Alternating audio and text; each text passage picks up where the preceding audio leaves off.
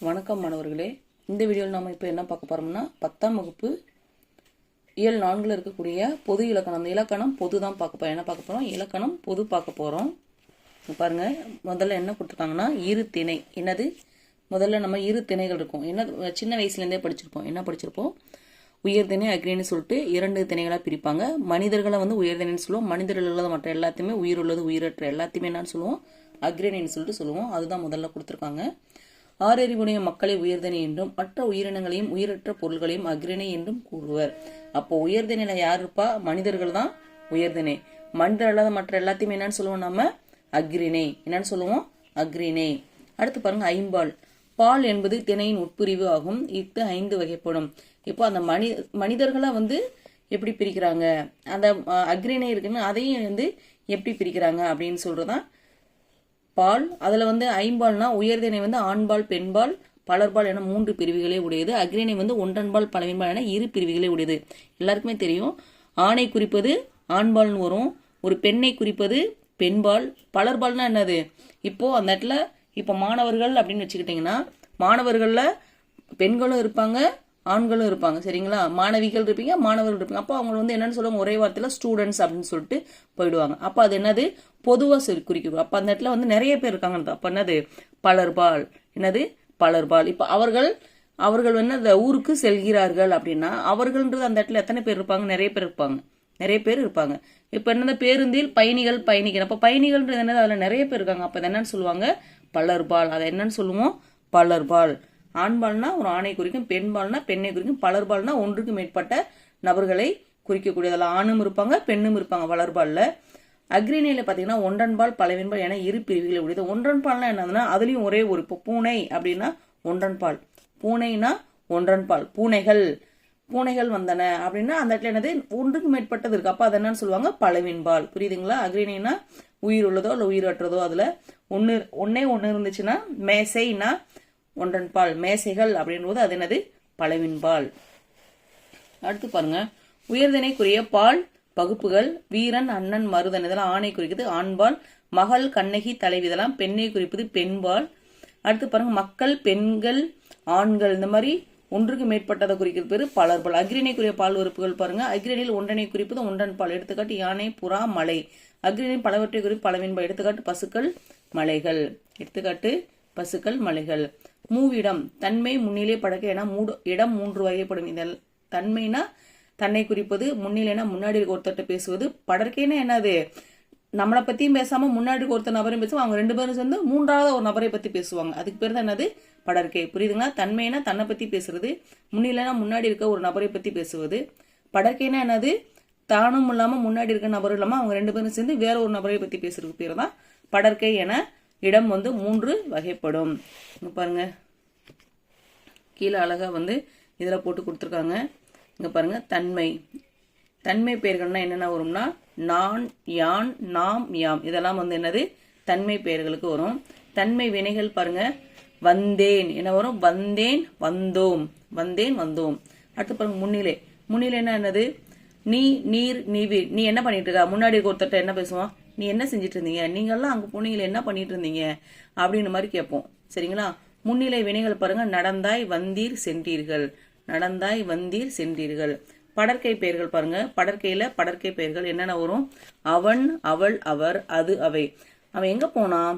அவன் என்ன செஞ்சுக்கிட்டு இருக்கான்? அவன் என்ன பாட்டு பாடுனா அப்படின்ற மாதிரி முன்னாடி இருக்க யாரோ ஒருத்தரை பத்தி பேசுறதுக்கு பேர் தான் படற்கை. படற்கை வினைகள் பாருங்க, வந்தான், சென்றால், படித்தனர், பேசினார்கள், பறந்தது, வந்தன. அது பறவை பறந்து அங்க போச்சு, பறவை பறந்தது. அவன் அங்க வந்தான், அவன் வந்து அங்க போயிட்டான், அவங்க படிச்சா, அந்த மாதிரி வந்து முன்னாடி ஒரு 3ஆவது ஒரு நபரை பத்தி பேசுறதுக்கு பேர் தான் படற்கை. அடுத்து வந்து நம்ம என்ன பார்க்க போறோம்னா வலு, வளாநிலை, வலு, அமைதி. என்ன பார்க்க போறோம்? வலு, வளாநிலை, வலு, அமைதி. இதை பத்தி தான் பார்க்க போறோம். இலக்கண முறையினை பிழையின்றி பேசுவதும் எழுதுவதும் வளாநிலை எனப்படும். என்னங்களா? என்னது? பிழை இல்லாமல் பேசுவது எழுதுவது வளாநிலை. இலக்கண முறையின்றி பேசுவதும் எழுதுவதும் வலு எனப்படும். இலக்கணப்படி தப்பா பேசுறதுக்கு எழுதுவதுக்கு பெறுது வலு அப்படின்னு சொல்லிட்டு சொல்றோம். இரு திணையும் ஐம்பாலும் மூவிடமும் காலமும் வினாவும் விடையும் பலவகை மரபுகளும் ஆகிய 7 தொடர்களில் இலக்கண பிழைகள்னு வந்தால் அவையும் வலு எனப்படும். அவ்வாறு இலக்கண பிழைகள் இல்லாத இருப்பின் அவை வளாநிலை எனப்படும். இங்க பாருங்க, எது வலு இது வளன். திணையில பாத்தீங்கன்னா செலியன் வந்தது. செலியன்றது ஒரு பையன், அப்ப அது வந்து வலு. செலியன்னா ஒரு பையன், அப்ப செலியன் வந்தான் வரும். வளாநிலை வந்து என்னன்னா செலியன் வந்தான். என்னது? செலியன் வந்தான். அடுத்து பாருங்க, பால். பால் வந்து என்னது? பாருங்க, கண்ணகி உண்டான்னு வருது. கண்ணகினா ஒரு பெண்ணை குறிக்கும். இந்த இடத்துல என்ன வரும்? அப்போ கண்ணகி உண்டாள்னு வரும். என்ன வரும்? கண்ணகி உண்டாள். அது பாருங்க, நீ வந்தேன்.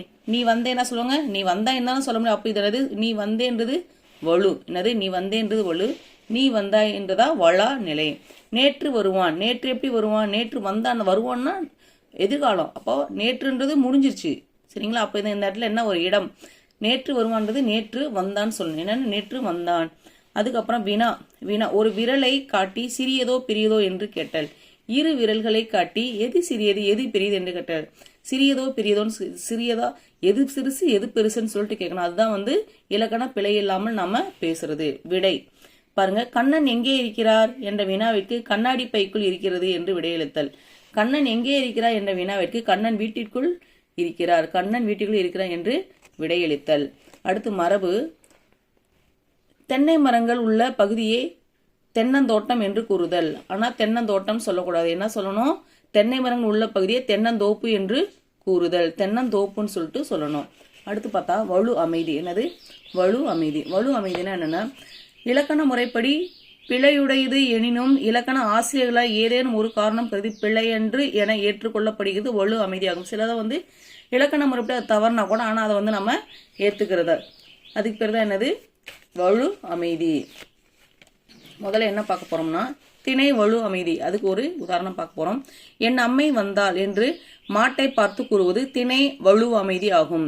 என் அம்மை, மாட்டை பார்த்து அம்மை அம்மைன்னு சொல்றாங்க. இங்கு ஓப்பின் காரணமாக அக்ரிணை உயர்தினியாக செயல் கொள்ளப்பட்டது. மாடுன்றது வந்து என்னது? அது வந்து ஒரு அக்ரிணை, அது மனிதர்களே வராது. ஆனா அது இருக்கக்கூடிய ஒரு மகிழ்ச்சி. மாட்டை வந்து என்ன பண்றாங்க? தெய்வம் மாதிரி வணங்குவாங்க. ஸோ இந்த இடத்துல வந்து மாட்டை வந்து அம்மைன்னு சொல்றாங்க. அது வந்து ஒரு ஓப்பின் காரணம், ஒரு மகிழ்ச்சியின் காரணமாக என்ன பண்றது? அது உயர்தனியாக செயல்பட்டது. அடுத்து பார்க்கலாம், பால் வலு அமைதி. வாடா ராசா வாடா கண்ணா என்று தன் மகளை பார்த்து தாய் அழைப்பது. தன் மகளை பார்த்து தாய் அழைப்பது பால் வலு அமைதி ஆகும். இங்கு உவப்பின் காரணமாக பெண்பால் ஆண்பாலாக கொல்லப்பட்டது. பெண்பால் ஆண்பாலாக. இப்போ நம்ம வந்து வீட்டில் பொதுவாக வந்து என்ன பண்ணுவோம்? பொண்ணு வந்து வாடா தங்க வாடா கண்ணா அப்படின்னு சொல்லுவோம். பையனை பார்த்தோம்னா வாடிச்சலாம் வாடிச்சலாம். அந்த மாதிரி வந்து அந்த மாற்றி ஒரு ஒரு மகிழ்ச்சிக்காக நம்ம வந்து அந்த மாதிரி குழந்தைங்களை கூப்பிடுவோம். அதுக்கு பேர் தான் என்னது? பால் வலு அமைதி.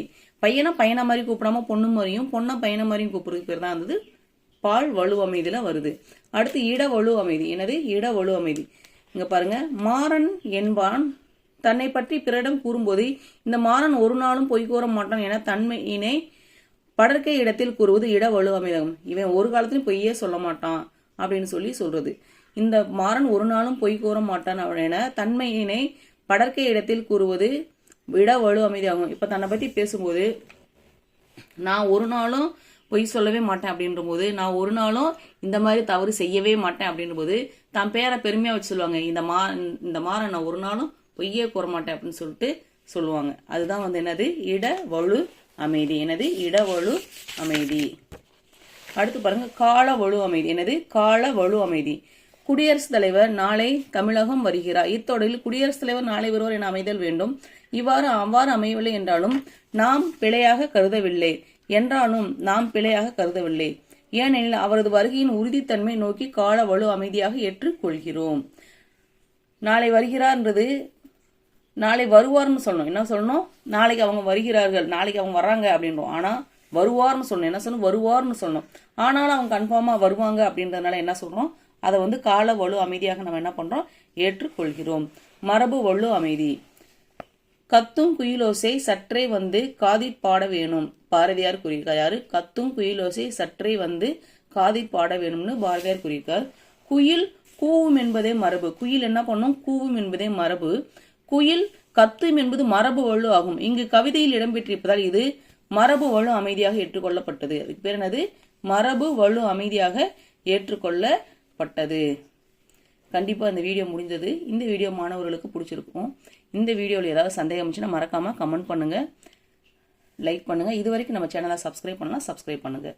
நன்றி, வணக்கம்.